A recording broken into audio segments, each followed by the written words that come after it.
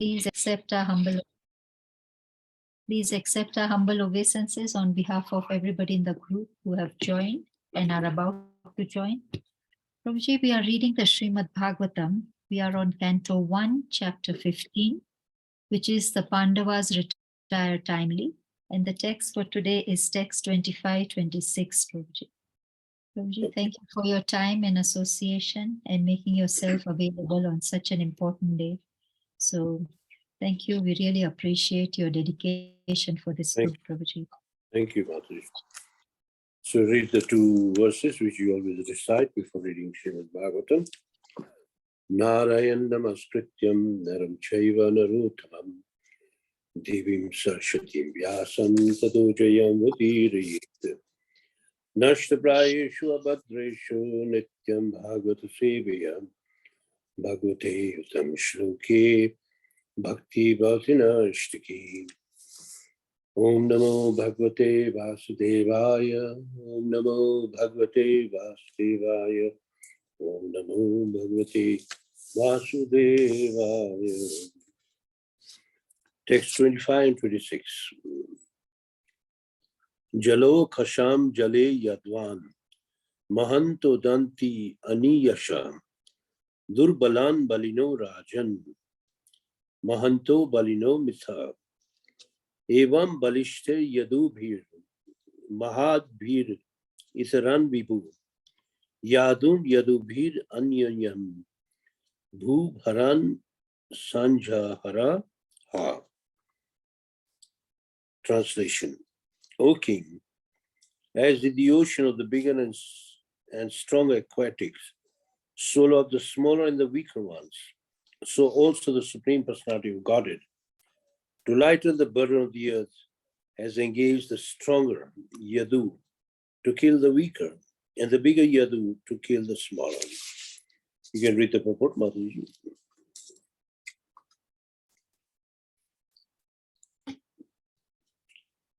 Your microphone is off. Purport by Srila Prabhupada ki jai. Yeah. In the material world, the struggle for existence and survival of the fittest are laws, because in the material world, there is disparity between conditioned souls due to everyone's desire to lord it over the material resources. This very mentality of lording it over the material nature is the root cause of conditioned life. And to give facility to such imitation lords, the illusionary energy of the Lord has created a disparity between conditioned living beings by creating the stronger and the weaker in every species of life. The mentality of lording it over the material nature and the creation has naturally created a disparity and therefore the law of struggle for existence. In the spiritual world, there is no such disparity, nor is there a struggle for existence. In the spiritual world, there is no struggle for existence because everyone there exists eternally. There is no disparity because everyone wants to render service to the Supreme Lord, and no one wants to imitate the Lord in becoming the beneficiary. The Lord, being creator of everything, including the living beings, factually is the proprietor and enjoyer of everything that be. But in the material world, by the spell of Maya or illusion, this eternal relation with the Supreme Personality of Godhead is forgotten. And so the living being is conditioned under the law of struggle for existence and survival of the fittest. Hare Krishna, Prabhuji. Over Hare to you. Krishna. See, in order to understand this verse, we should understand this verse is actually explaining how the Yadavas annihilated each other. We find that as soon as Krishna left, before Krishna even living, he wanted the whole of the Yadavas, which is very big. Yadukul means For example, like Krishna, each Krishna's wife had 10 sons. 10 sons had 10 sons. So imagine you multiply that. Grows to a very big number. So before Krishna folding his pastimes, he wanted the Yadavas to go back because they were all Parsads, or the associates of Krishna. So there was a scheme. What was the scheme? There was a son of, I think, Jambavati, his name is Samba. And he was dressed in a sari, and they put, a mace under the sari. And they approached, there was some sages sitting there, including Narada, and asked the sages, "Oh, sages, please tell us, will this lady bring forth a son or a daughter?" And the sages were very angry because they knew they are all up to some mischief. So a curse came in. The curse was that whatever is going to take birth from there is going to destroy your entire Yadav family, the whole Yadav dynasty. And they were shocked. They became the boys. These were just young boys, very mischievous. And they went to Ugrasen. Ugrasen is the grandfather of Krishna. And they narrated the problem or the curse. So Ugrasen said that mace should be grounded completely into a powder and thrown into the ocean. So it was grounded till it became like dust and thrown into the ocean. But later on, the curse of a Brahmin always works. It returned to the land, it grew trees, shrubs, which were very thorny, short plants, and each one was full of thorns. So once the Yadavas were like in a drunken state, and they were playing with each other, and they started cutting these trees, and they hit each other to an extent, not just wounding each other, but even killing each other. In this way, all the Yadavas were killed. And this was all the plan of Krishna. The last flint which was left, when you grind something, the small flint is left. That was also thrown in the ocean. That was swallowed by a fish. And later on, this came in the hand of a fisherman. And this fish was bought by a hunter known as Jara. And that flint was very sharp. He used that as an arrow, and he's the one who pierced the feet of Krishna later. So at least this we should know. So here it says, "O king, as in the ocean, the bigger and stronger aquatics swallow up the smaller and weaker ones, so also the Supreme Personality of Godhead, to lighten the burden of the earth, has engaged the stronger Yadu to kill the weaker, and the bigger Yadu to kill the smaller." The Yadu army or the Yadu community was the most powerful community on this planet. Very, very, very, very powerful, because it's all Krishna's army, we can say. It's in the purport Srila Prabhupada says that anyone or everyone in the material world has to struggle for existence, and survival for the fittest are the laws of creation. And this creates inequality. Srila Prabhupada uses this word disparity twice in the purport among conditioned souls. You'll find that people are always competing in the material world, not in the spiritual world, not in the spiritual circles, but only in the material circles. Everyone wants to struggle for each other. Everyone wants to become better. And rather, there is a competition. And the root cause of this competition is envy. They are envious of each other. That's why you find that maybe I was told in India that you open a business on a street, then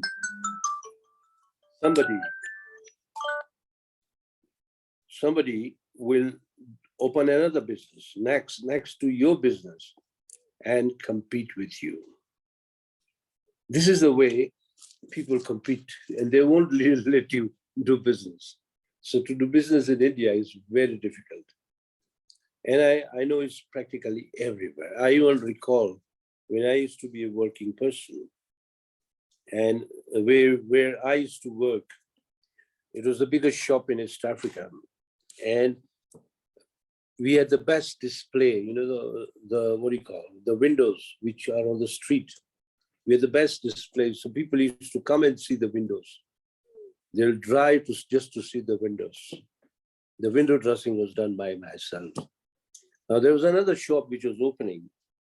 So the owner of the shop told me that they need some help in window dressing. So will you go? So I said, why not? So I went to do the window dressing there. So the next day he called me in the office, says, who told you to dress so nicely in that shop? I said, you told. He says, now they will compete with us. So I could sense the competition. Even here in the kitchen, if someone says to one, let's say one Mataji, oh, today your food was so good.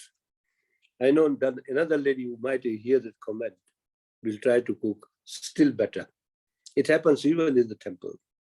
Or someone say, oh, today you dress Krishna so nicely. Someone will try to dress in their own way, try to compete with him. In this way, this struggle, survival goes on and on, because we are all conditioned souls. And this will remain as far as we are conditioned. The way we become the day we become liberated, then there is no question of competition. Then we will actually appreciate other people's effort. Very nicely explained in the 5th chapter, that if you offer your body, mind, words, all in the service of Krishna, then you are actually Jivan Mukta. It says that Yashati Bhagavati, sorry, I forget the verse.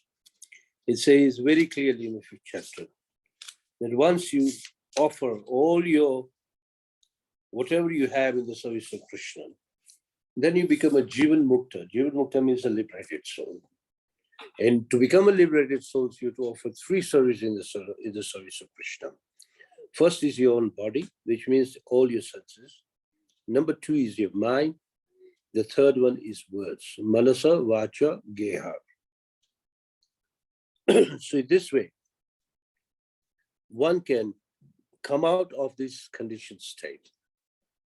And that is why if you learn Bhagavad Gita nicely, 15th chapter, the first 5 chapters, Krishna tries to explain to Arjuna how we have become entangled in the material world.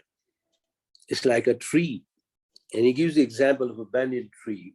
A banyan tree, it grows, and wherever the shoots or the branches come down again, and again they grow another tree. In this way, the entanglement goes on and on. You can't come out of this. So those 5 verses, if you study, the first 5 verses of the 15th chapter, you learn, Krishna teaches Arjuna systematically that cut off the tree of this entanglement by vairagya, by detachment. And in this way, you can become detached from this material world. Otherwise, you'll always remain entangled.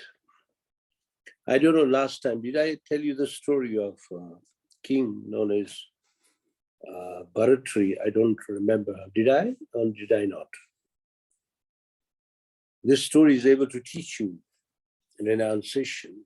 I don't know if anyone recalls.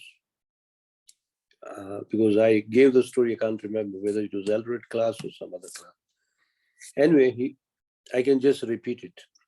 This very famous story in the Indian history. And there's a king called Bharatri, a very just king, very nice king. And he had many queens. And he had a lot of love for his 3rd queen, that he would give everything to the queen, all the confidential matter, and he really loved the queen. And the queen also loved the king. Now one day, one sage called Gorakhnath was passing by, and he appreciated the kingdom of King Bharatri. So in order to appreciate it, he gave him a fruit. It was a mystical fruit. and told the king, if you eat this fruit, you'll remain young forever. And you can rule for many, many years. Now the king thought that what is the use of ruling for so many years? Let me give this to the one whom I love the most. So he gave the fruit to his third queen. Now the king didn't know that the queen also had a lover. She was in love with one of the king's closest guards, a soldier of the king, and whom she loved the most. She thought that if he eats the fruit, he will remain young. And then he will also love me forever. Now the guard used to go to a prostitute regularly. Was a very beautiful prostitute. So he gave the fruit to the prostitute. Now when the prostitute got the fruit, she was told that if you eat this fruit, you'll remain young forever, and I will enjoy you forever. But the prostitute was wise. She said, I'm already doing a dirty business. If I get this fruit, that means I have to do this business for the whole of my life. I don't want to do. So she took the fruit, brought it to the king. When the king got the fruit in the hand, he was shocked. He asked the prostitute, where do you get the fruit from? And he said, oh, your guard gave me. And the guard was summoned. Where did you get the fruit? He said, your wife, your queen gave me. When the queen was asked, did you give the fruit to this man? And she explained everything. Just by hearing that the queen had love for someone else, the king became completely detached. He was so attached to the queen. So this detachment only comes when you understand the reality of life. So upon understanding the reality of life, he gave his kingdom to his younger brother, known as Vikramaditya, very famous king, very wise king. And he left for the forest and pursued the path of self-realization. So even in us, for bhakti, devotional service, two elements are very important. One is renunciation, and other one is to get real knowledge. You can get real knowledge by understanding Bhagavad Gita and Bhagavatam from a devotee. And a renunciation will automatically come as you see the reality of the world. The world, what the world looks like is not what it is. It's a temporary place, which Krishna says, Mamupetya punarjanma dukhalayam asashvatam. You come here for some time and then you go. In this way, a person becomes, when you know the reality, then you realize. And actually, Srila Prabhupada says in the 13th chapter of Bhagavad Gita, Janma mrityu jara vyadhi dukha doshanu darshanam. Birth, death, old age, and disease are all troublesome. And try to know the reality. And if you try to know the reality of these four factors, or the four things which you all have to pass, then you'll get a distaste for this material world. So this is called a real detachment. And real knowledge comes when a pure devotee will explain to you at least our constitutional position. Jivira Sarupai, Krishnera Nityadas, Krishnera Tatashta Shakti, Bheda Bheda Prakash. This verse appears in Chaitanya Charitamrita, where he says, the living entity is meant to be the constitutional position of living entity. This is a servant of Krishna. And because it is in the marginal potency of the Lord, that means he's one with the Lord and at the same time different from the Lord. Because he's Krishna's Prakash. He's also in the effulgence of Krishna. It means we are connected to Krishna. It's only that we have forgotten. So this verse should be learned and understood properly. So Srila Prabhupada comments further that we all, other than fully surrendered souls, are actually fake Purushas, forgetting the supreme position of Krishna. When you read Bhagavatam or you hear Prabhupada lectures, He says, why do we suffer? Because we want to become Purusha.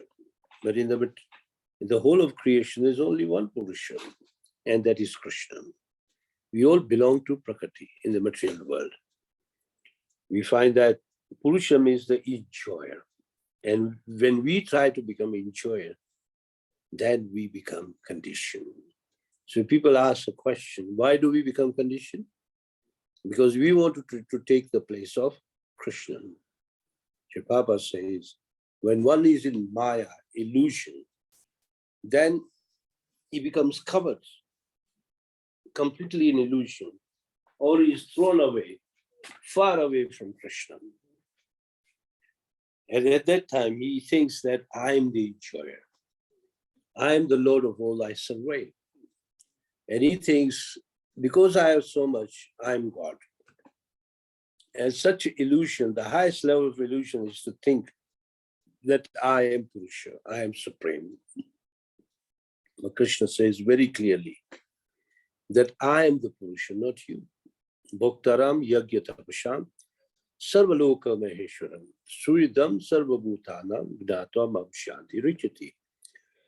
This is the 5th chapter, the last verse, where it says that anyone who knows that Krishna says that I am the enjoyer, I am the proprietor, and I am your well-wisher. Such a person will attain peace from the pangs of material miseries. Sri Prabhupada calls this verse 529 as peace formula. So when we forget this peace formula, then we are creating breach of peace by ourselves. We want to give up that peace, and we want to create our own world, and we want to enjoy. And that is how we become conditioned. Now, due to this imitation Purusha, or imitation of Krishna mentality, illusion becomes stronger and stronger, thicker and thicker. When a person goes into illusion, it becomes more illusion. And then he forgets his relationship with Krishna, or due to forgetting his relationship to Krishna, illusion becomes more and more and more. And he wants to enjoy life more and more in an illusory way, not in a real way. And in the end, he's never happy. Because in this material world, you can never be happy if you try to enjoy separately from Krishna. It's not possible. Because Krishna has sent us so that we correct our mentality. Now, if you don't listen to our own father, Krishna, then we suffer. And this suffering increases. It's not that you enjoy in the end, you'll be able to enjoy more. No, the more you try to enjoy independently, the more you become entangled. I think earlier I'd given an example of a worm known as silkworm. It produces saliva, and this is how silk is produced. Now, when it starts producing silk, this is actually the saliva of this insect. Then it tries to build its own house, which is called a cocoon. And he creates silk so much then, but he dies in that very cocoon. It becomes the cause of his death. In a similar way, the more we try to create our network of illusion, we will die into that illusion. That is for sure. And again, we'll come into that again and again. That is called Janma Mrityu Jara Vyati. Again and again. Birth after birth after birth. And there are so many examples of illusion given in the scriptures that people take something to be reality, but it is not real. For example, everybody knows the story of Vishwamitra. Vishwamitra wanted to compete with Vashishta Muni. Vishwamitra was a Kshatriya, a warrior, a king, and he saw Vashishta being more powerful as a Brahmana. He wanted to become a Brahmana. So he was given an advice that if you want to become a Brahmin from a Kshatriya, you have to undergo tapa. Tapa means austerity and engage in yoga. And since it was Satyuga, he had to do he performed his yoga for 50,000 years. In those days, people would live for 100,000 years. And while at that time, while he was meditating, he had already accomplished 50,000 years. A little more, he would have attained perfection. But Indra, you know how he is. Indra is very envious. So he thought this Vishwamitra will become the next Indra, or will take my throne. So he sent a very beautiful celestial woman known as Menaka, Apsara. She came to distract his yoga. And she told Indra that it's not easy. Maybe he'll become angry. He can burn my body. He said, no, you try to allure him from far. So how did she do it? From far, she was walking very rhythmically, and her ankle bells were producing sound. In the Bhagavad Gita, if you go to the second chapter, it says, just one of your senses goes out of control can drag your attention far away. So though he was in meditation, his ear went to the sound of this rhythmic walking of the ankle bells. So he stood up and he tried to find out the source of this sound. And as he came closer to this lady, she was so beautiful that he became attracted to her. And that was the downfall. And ultimately, what happened? Shakuntala was born from them. So anyway, this example is how Maya grips you. And it takes you far away from Krishna. Or it covers you. Sometimes it covers you, and then it creates false identity of I and mine. A person will say, I did this. I am the doer. The Bhagavad Gita says, no one is a doer. It's the three modes which are responsible for doing something, not you. And mine, this is mine, that is mine, that is mine. And this is the way he becomes covered and he dies inside. So Sri Prabhupada says, before the death comes, make sure that you understand your constitutional position or revive your relationship with Krishna, engage in devotional service. Even a little will help you. So in the Bhagavad Gita, in the second chapter, it says, Neha vikramonasho asti pratyavayona bityate. Swalpam api asha. Swalpam means even a little devotional service can help you. And from the greatest danger is to come back here or to take another birth. So this is the power of bhakti. Even if you do little. So this mentality, if you want to correct, that, what do you call, you have to engage in devotional service very nicely.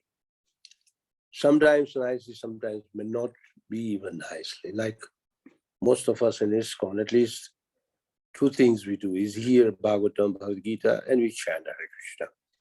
Or sometimes we may not be attentive or focused. Or sometimes our chanting may not be up to standard. It does not matter. Provided that attraction is there, that I want to hear Krishna Katha, and I want to chant Hare Krishna, that desire is enough to take you back home, back to God, because it will increase and increase. I was just reading a section of Bhagavatam. It says, not all devotees can follow all the rules and regulations. But if that attraction for Krishna is there, you can qualify to go back home, back to God. So rules and regulations are actually meant to keep us on the track. In the age of Kali Yuga, it's written later on, even in the 6th canto is mentioned, and later in the 11th canto is mentioned, that the dharma for Kali Yuga, the yagya for Kali Yuga is Nama Sankirtan. You just chant Hare Krishna, you can go back home. But for our predecessor acharyas, Bhaktisiddhanta Maharaj and others say, we also have to follow Naraja Pancharitika, which is worshipping the deity. Why do we go to temple? Why do we dress the deity? Why do we feed the deity? Why do we respect the deity? Why we bow down to the deity? It will keep us pure. Just to breathe that purity, we have to worship the deity in the temple or even at home, which will keep you pure. Then you can chant in a very pure state of mind, which makes the whole path which goes to Krishna shorter. So sometimes devotees say, oh, no, I'll only chant Hare Krishna. No problem. If you can remain pure, no problem. But you'll find that the material world is made or designed in such a way that you can easily become impurified very quickly. And you can become distracted from your chanting. That is why Narad Muni has given the system of Archan. Archan means worshipping the deity. Therefore, everyone is supposed to render service to Krishna. And no one should imitate Krishna, for everyone is cognizant of the fact that Krishna is the Bhokta or the enjoyer. Never forget that. We are not the enjoyer, we are enjoyed. Krishna is the enjoyer, supreme enjoyer. And due to forgetfulness of Krishna, due to the forgetfulness of this fact that the Krishna is the proprietor and the enjoyer, we become illusion. This is how Maya grips you. Otherwise, how will you fall in Maya? No way. Just like a man gets attracted to a woman gets attracted to a man. Now, for example, they are already married. Then why should that attraction remain? It should not remain. When you already have a wife, or the woman already has a husband. But we find they become attracted, and that increases illusion. I'm just giving you a practical fact. It happens. So we always remain in illusion. So it says, as soon as Krishna is forgotten, the Maya creeps in and grabs us in a way that she will cover us or throw us far away from Krishna. So the root cause of suffering and struggle for our existence is forgetfulness of Krishna. So there are beautiful verses in the Chaitanya Chaturvedi. It says, Krishna bhulya jiva bhoga vancha kare, pachati maya kare, chapati atare. The moment you forget Krishna, then Maya will slap you. Japat means slap. She'll slap you. And in this way, she'll give you trouble again and again.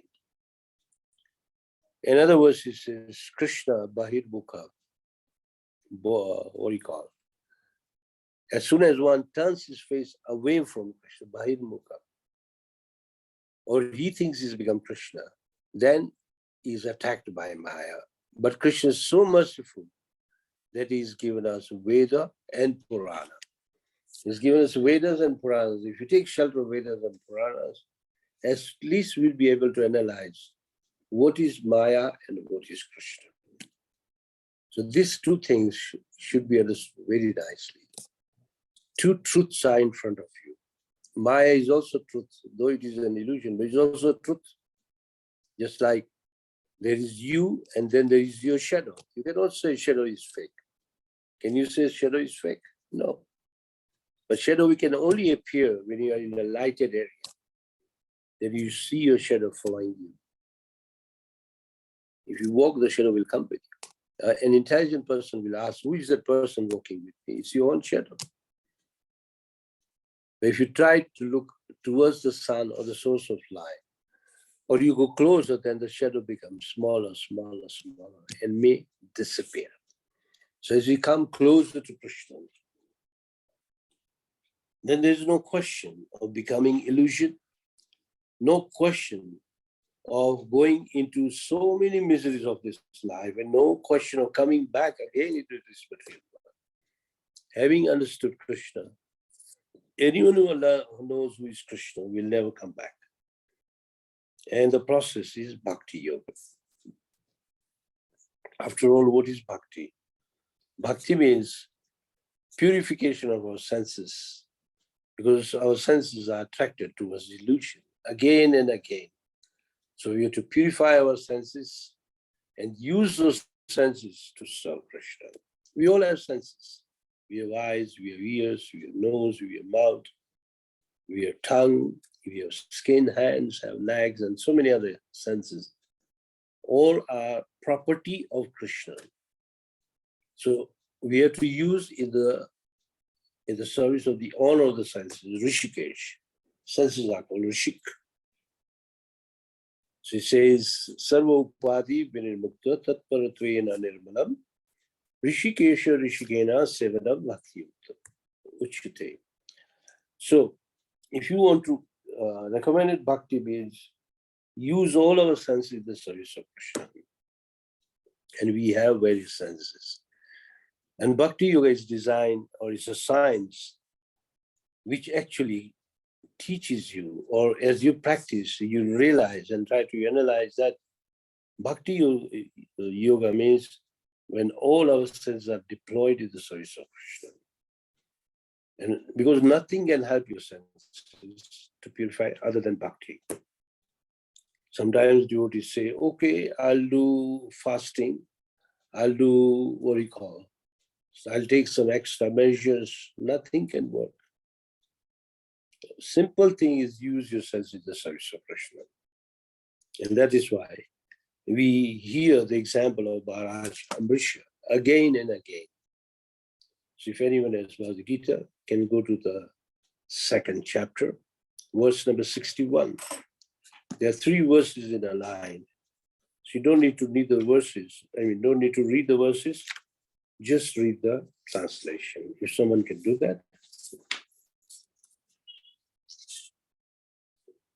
Hare Krishna, Prabhuji. Yeah. So, chapter 2, text 61. Yeah, in the purport. Translation.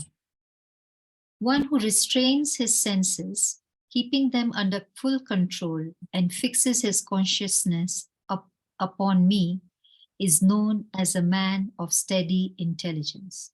Okay, now if you go to the purport, you find 3 verses in italics. Did you see them in the purport? Yes. Okay, you read that paragraph. King Ambarisha.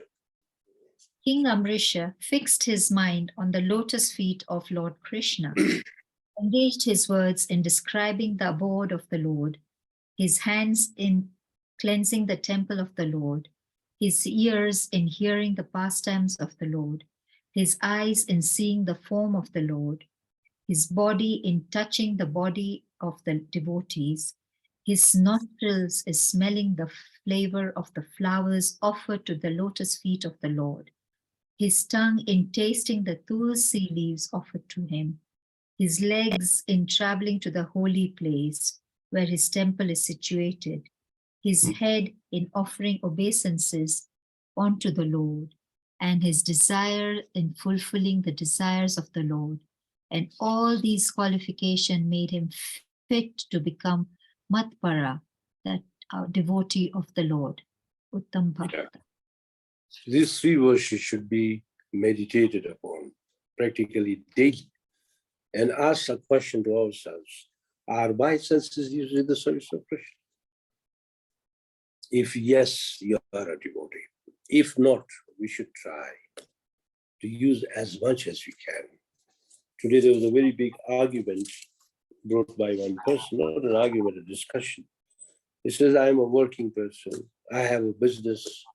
I have so much responsibility. How can I use my senses in the service of Krishna? And then the explanation was given. Yes, you are responsibility. Was Arjun not responsible? He was. He was a married man. But he did his responsibility, fulfilled his responsibility, which he did not want to. Like to fight in the battle of Kurukshetra, he had refused. But upon hearing Bhagavad Gita, he fought, offered the result to Krishna, and even while fighting, he was thinking of Krishna. So you may be a working man, you may be a housewife, you may be working for someone, you may be a student, you may be even an old man. Whenever you can, think of Krishna. I think it's in the 8-7. Tasmat Savishu Kaleshu Mamanuswara Yudhyacha Mai Arpita Mano Bhaktir. At all times, Krishna tells Arjuna, carry on your duty of fighting, at the same time think of me. So if you can think of Krishna all the time, you are already in Bhakti Yoga.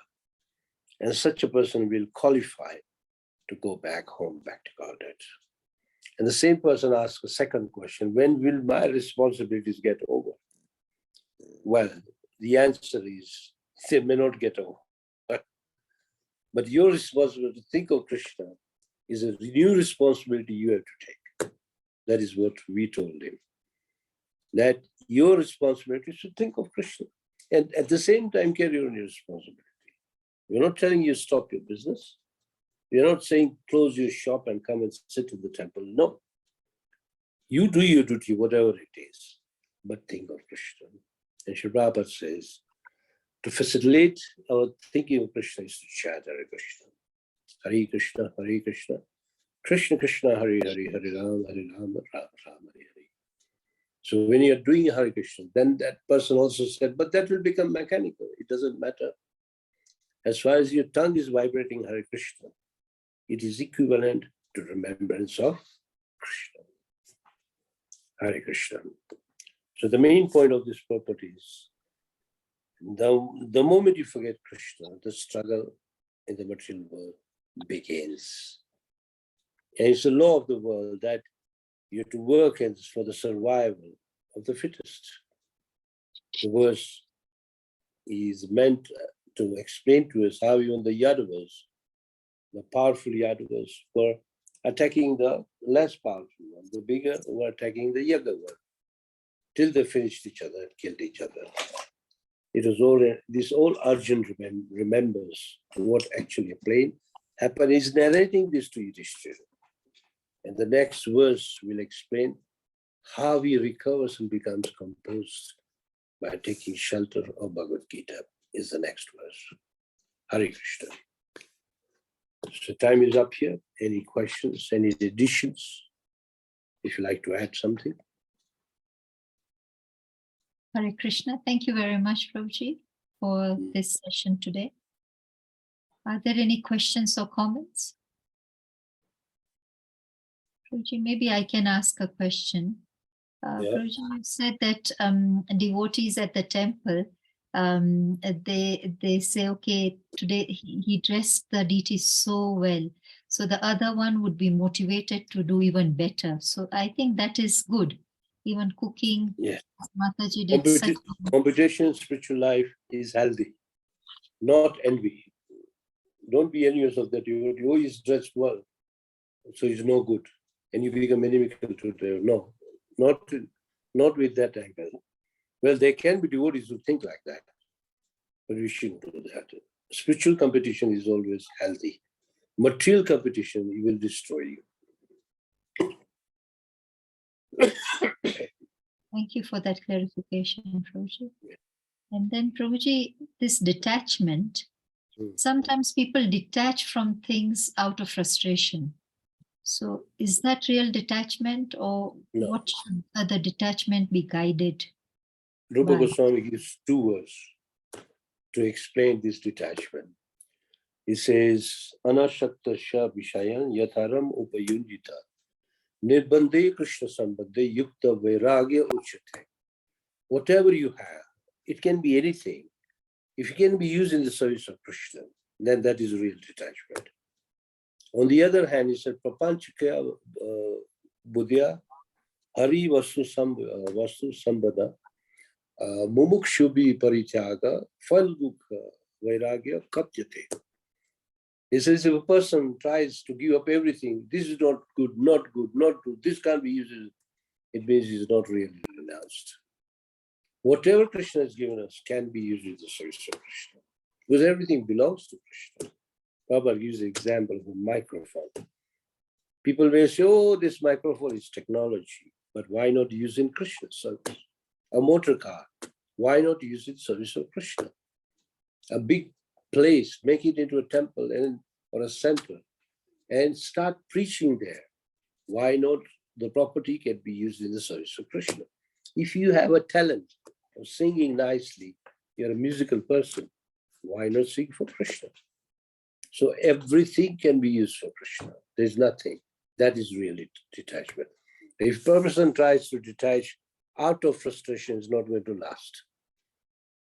There's a verse in Bhagavad Gita where Krishna tells Arjuna that even if you run away now and go to Himalayas, you'll come back. Because by nature, you're a warrior. You can't act like a Brahmin. You are not a Brahmin. You'll just pretend and again come back. Because your nature is like that. Let's say you are Arjuna and the war began and you went to hide somewhere and started meditating. You'll not be able to meditate. Maybe for a moment or two, but your mind will think, oh, what is going to happen on the battlefield? You'll come back. So out of renunciation coming out of frustration is not good. But as you hear Krishna Katha, more and more real detachment will follow. So in the first canto it says, Vasudeva Bhagavati Bhakti Yoga Prayojita Janeshu Ashu Vairagyam. In that verse he says, as soon as you engage in the devotional service of Vasudeva, Krishna, detachment and knowledge will follow. You don't have to seek for them. They will automatically come to you. It's okay? It sounds very simple, Prabhuji, but I guess it is quite difficult. It's a gradual process. It's a gradual process. It can't take place in one day. One day it may be very appealing, very attractive. Let me give up everything and serve Krishna. But it can increase. There is a possibility you can become very proud, egoistic, and you start quarreling with other devotees and you'll fail in your devotional service. Devotional service is dependent on the mercy of other devotees, not by your own effort. That's why whenever you see a Vaishnava devotee, be happy. Oh, this is a person who is dedicated to Krishna. You should be pleased. When you have that pleasure in seeing the devotees, you will chant very nicely, number one.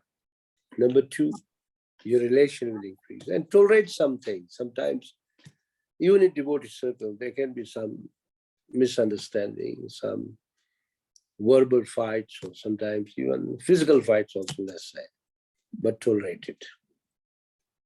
This is how you move forward. I'll give you an example of Prabhupada. I can't remember which flight was it. Prabhupada was in a flight with these two devotees, and both were sannyasis. Imagine, very elevated devotees. And as they were already seated, and a whole team of football came in. The football team is about 12 to 15 people. And they were sitting all very close to Prabhupada, and all were drunk. And when the flight took off, they started smoking and shouting. So one of the devotees told the stewardess that please tell them to make less noise and if they can stop smoking. So they did it. And after a few minutes, because they were drunk, again they started. They lighted more cigarettes, again. Now this time the other sannyasi stood there and Prabhupada said, sit down. And he told him, what is the difference between them and us? We are meant to be tolerant. Let them do what they want to do. We told them, they stopped once, and again they started. Now we can't force them. It is in their lifestyle. So we can't change our lifestyle. We are sadhus, devotees. We have to be tolerant. So this is a nice example for Prabhupada. We can learn that he tolerated the cigarette smoke, the noise of the drunkards, till the flight reached. So imagine our flight is from here to Vaikuntha, and we are going to meet such people. We have to be tolerant. Correctly said, Prabhuji. Thank you very much. Any other questions or comments? Prabhuji, I had a question. Sure. Yes. We normally say that everyone has their own karma, but if someone is like doing bad karma, is it our responsibility to tell them that okay, this is the path you should follow, or just be like, your own karma is your own karma? Like, how should we deal with it? Or you mean to advise that person? Is that what you're asking? Yeah. Yeah, we should advise that person if you are in authority, otherwise don't do it. It can create an enmity. If you are authority, for example, like your child is doing, then the mother or father is the authority, can tell them. In the temple, generally, the temple authority can tell the other devotee. In the rest of the world, if you are in a position where you are allowed to advise, then do it. Otherwise, don't do it. The best way, there's a verse in Bhagavad Gita, let me tell you, which is explained very nicely in the 3rd chapter. I think it's in 326, if I'm not wrong. Let me read the verse to you. It's 25. 325 says, as the ignorant perform their duties with attachment to results, the learned may similarly act, but without attachment, for the sake of leading people on the right path.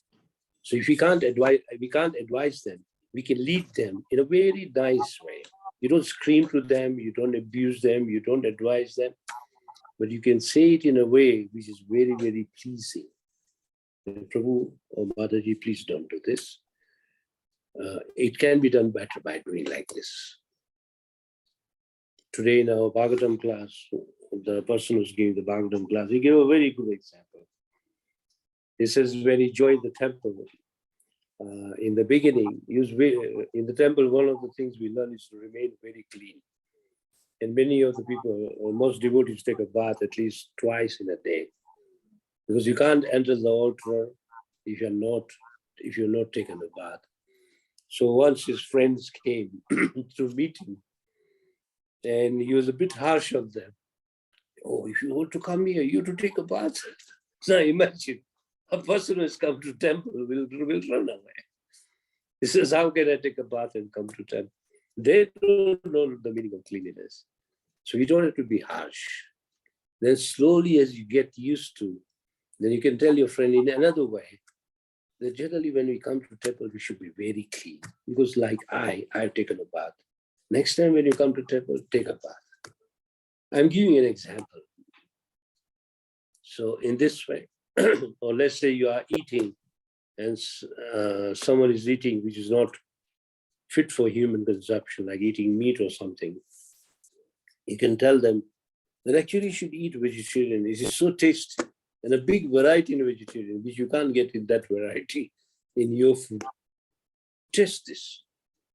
If someone has tested any good vegetarian food, he'll give you meat forever. That is for sure. So there's a way to advise, but don't do it harshly. Say it in a way, we can say the language should be used like a gentleman's language, so that you don't offend that person. Is that okay, Mataji? Yes, thank you so much. Okay. And remember, sometimes the nature of a person doesn't change. It's very difficult to change the nature of a person. So sometimes even when you work hard to change them, it can't change. So leave it to Krishna. But on the other hand, you try to become a better person by becoming a better devotee of Krishna. Seeing you change, that will bring a change in that person. That is for sure.